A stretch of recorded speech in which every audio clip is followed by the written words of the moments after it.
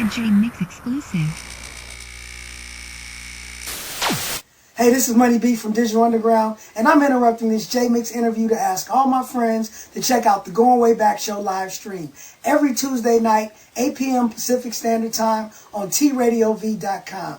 And be sure to subscribe to the Going Way Back Show YouTube channel. See you then. Peace.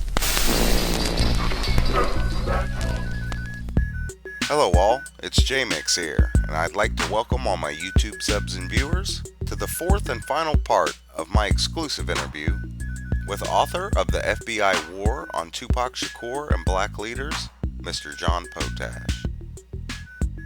John, are you of the opinion that the Orlando Anderson theory is intentional disinformation? Well, the idea that he did what he did on behalf of the Crips, is misinformation. Could he have had a family member in the Crips? Sure, of course. He received a lot of money right after this incident, and that lot of money, I argue, came from U.S. intelligence.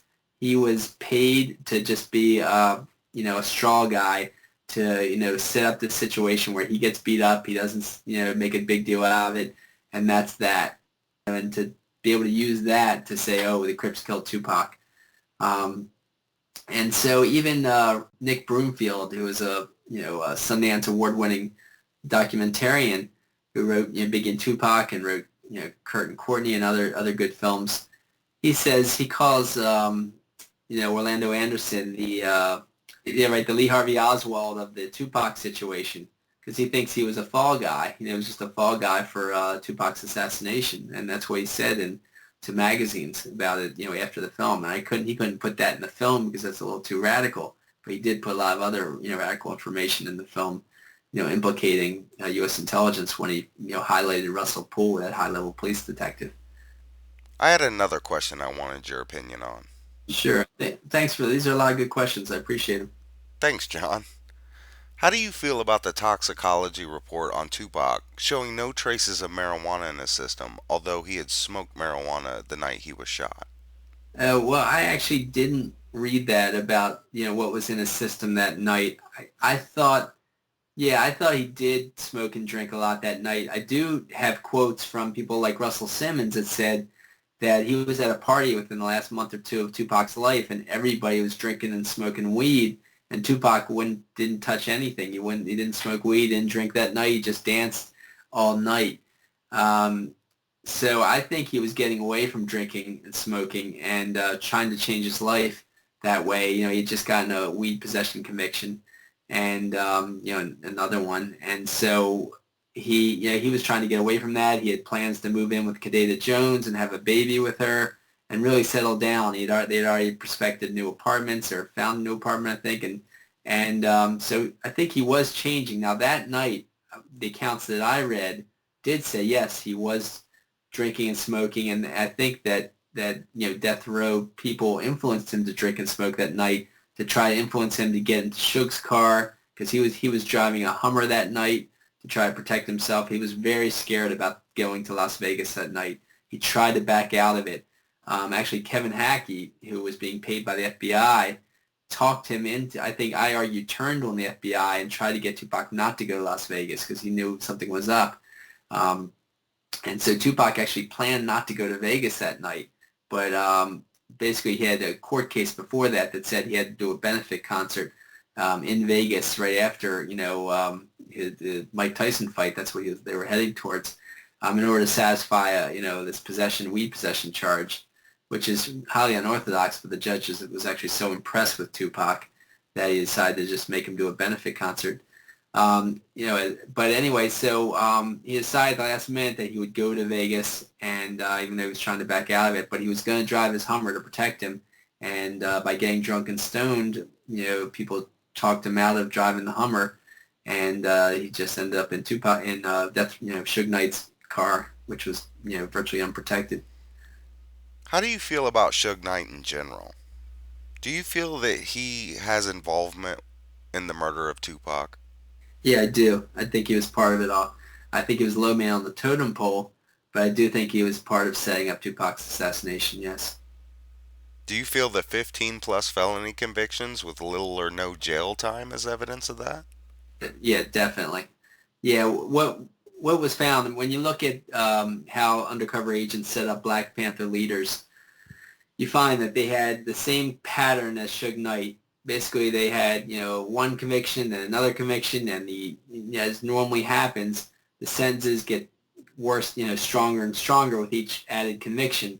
And that was the case with Suge Knight. And then there's a point where all of a sudden he keeps committing crimes, but he's not getting convicted, or the sentence is nothing. He's just continually given probation, or it's just continually dismissed.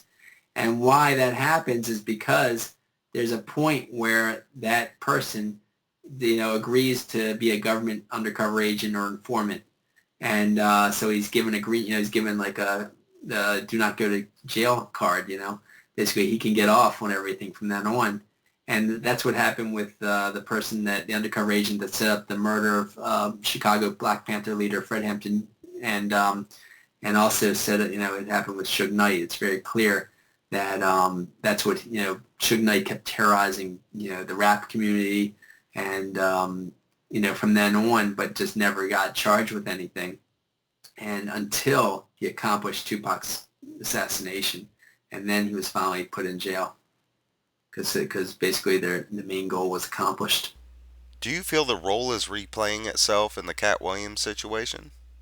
I don't know the Katt Williams situation. I think it replayed itself with Biggie's murder. I think Biggie was a little more collateral damage. Know Biggie is an activist, but he was, of course, a very bright, creative rapper, and he was Tupac's friend until U.S. intelligence set them against each other.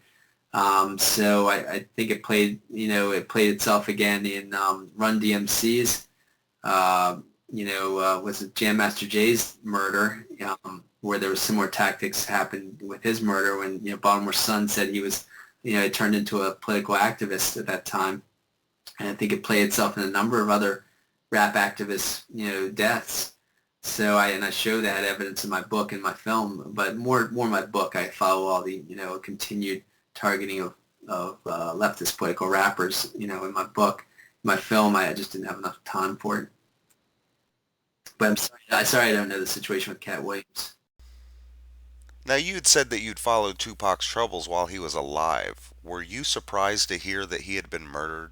Yeah, I mean, I was surprised. It was very sad, and I just thought that maybe he was getting out of it, and he'd be able to just get around the murderous targeting somehow. I don't know. I mean, I can't say. It was just very sad.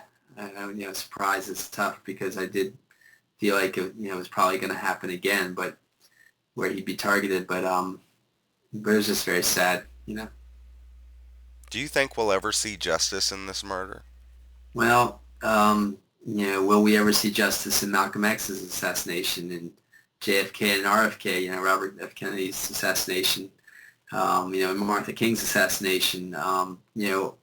Will we ever see justice in John Lennon's assassination? There's just so many great people that have been assassinated, and there's evidence of government foul play in all of these assassinations, and so we've never seen justice in any of them except the fact that Martha King's family did have a court case in 1999 where they, and I have this in my book, about where they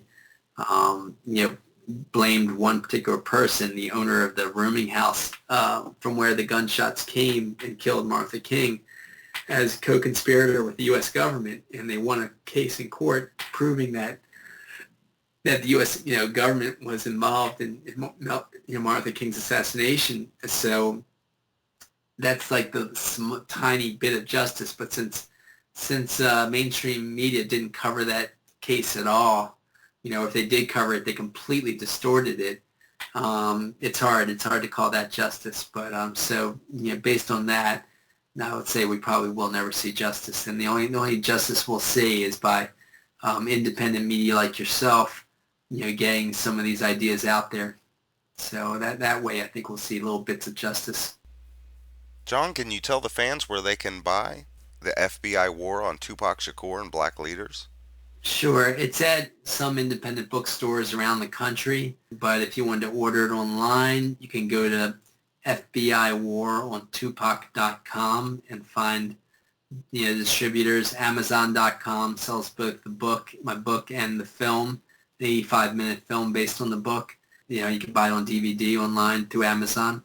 But remember, the DVD or the film on Amazon is only 40 pages of script, whereas the book is 200 pages plus an extra 70 pages of endnotes, about the sources for these facts, I say in the book. So, the book gives you a whole lot more in the film. But in the film, you can see more pictures, some pictures from the book of the government documents and the people involved, but, many more pictures of all the government documents and sources and people involved. Thank you, John. Thank you, Jesse. That was a really great interview. I enjoyed it. Once again, it's J-Mix here. I'd like to thank everybody that watched this video. To those interested, please go out and check out The FBI War on Tupac Shakur and Black Leaders by John Potash. And thanks to John for doing the interview. I'll see everybody on my next upload. One love, everybody. A J-Mix exclusive. Whatever, shut up.